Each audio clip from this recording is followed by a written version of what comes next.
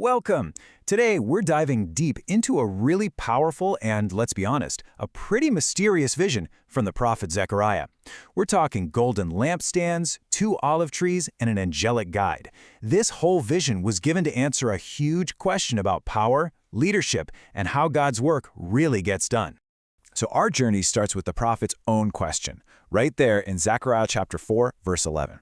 He's just seen this incredible vision of a golden lampstand with 2 olive trees, one on each side. And he just has to ask the angel, what are these? That one question sets up the whole mystery we're going to unravel today. Okay, so before the angel even gets to the 2 olive trees, we've got to look at what they're standing next to. At the very center of this vision is a brilliant golden candlestick, or menorah. And trust me, understanding what this symbolizes is the key to unlocking everything else. Now, for Zechariah, this image of a 7-branch lampstand would have been instantly recognizable. It's the temple menorah. But this one was different. It had this central bowl on top, feeding all 7 lamps, making it a kind of self-sufficient system that never ran out of oil. You know, the menorah was just packed with meaning. It was a symbol of Israel's divine mission to be a light for the whole world. That number 7, it represents divine completeness. And its placement in the temple, right before the Holy of Holies, that signified the very presence of God with his people. So, Zechariah gets the lamp, but he's totally fascinated by how it's being fueled. He's not done asking questions. In verse 12, he presses the angel for just a little more detail. And this is where his focus really sharpens. He's not just looking at the lamps anymore, he's looking at the fuel. He sees this endless supply of what he calls golden oil just flowing out of 2 olive branches through these golden pipes. His question is simple, but it's profound. What does this inexhaustible power source represent? In biblical symbolism, oil is the classic emblem for the Spirit of God. It's all about divine anointing, power, and having what you need to do God's work. So this isn't just regular lamp fuel. It's a direct, unending flow of God's own Spirit, providing all the power needed to shine. Then in verse 13, the angel kind of builds the drama, right? He asks, "Do you not know what these are?" It's a question meant to prepare the prophet for the incredible answer that's coming. And Zechariah, he just humbly says, "No, my lord," which perfectly sets the stage for the vision's big reveal. All right, now we're at the climax of the vision. In verse 14, the angel finally pulls back the curtain and reveals the identity of those 2 mysterious olive trees. And the answer's answer here in verse 14 is just powerful. The 2 olive trees aren't things at all. They are the 2 anointed ones. That phrase in Hebrew literally means the sons of oil. They symbolize 2 specific people, chosen by God to channel his power. So who were they? Well, the history here makes it really clear.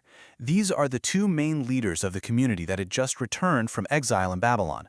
You've got Joshua, the high priest, who's in charge of restoring the nation's spiritual life. And you have Zerubbabel, the governor, who's tasked with civil leadership and, crucially, rebuilding the temple. This 2-pronged leadership, priestly and civil, working together was God's chosen way to restore the nation. Now, this is absolutely critical. The vision makes the point so vividly. Joshua and Zerubbabel were not the source of the power. They were the channels, just like those olive trees. Their job was to be conduits, to let God's Spirit, that golden oil, flow through them to get his work done. So this whole intricate vision, the lamp, the oil, the trees, it was all designed to deliver one central, powerful message. And it was aimed specifically at the governor, Zerubbabel, who was facing a pretty intimidating task. This quote from earlier in the chapter, verse 6, is basically the thesis statement for the entire vision. The message to Zerubbabel couldn't have been clearer. Rebuilding this temple is not going to happen because of human might or political power. It will happen exclusively through the Spirit of God, period. The vision really lays out a stark contrast. On one side, you've got limited human effort, human strength, political games, limited resources. But on the other side, you have this unending supply of God's Spirit, which provides the divine help needed for the task at hand. And the prophecy came with a promise. Any obstacle, described here as a great mountain, would be completely leveled.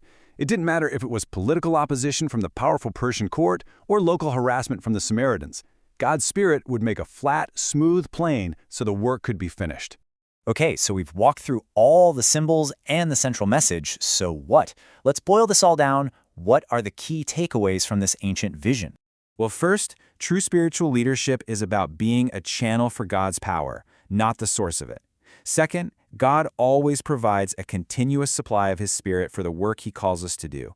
That means the biggest, most monumental tasks get done by His Spirit, not our own strength. And finally, it's a huge encouragement.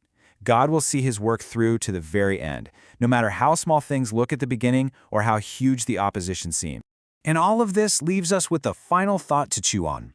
In a world that really values human might, strategy, and power, this ancient vision is a potent reminder of a completely different source of strength. It really challenges us to ask ourselves, when we face our own great mountains, where do we truly place our trust?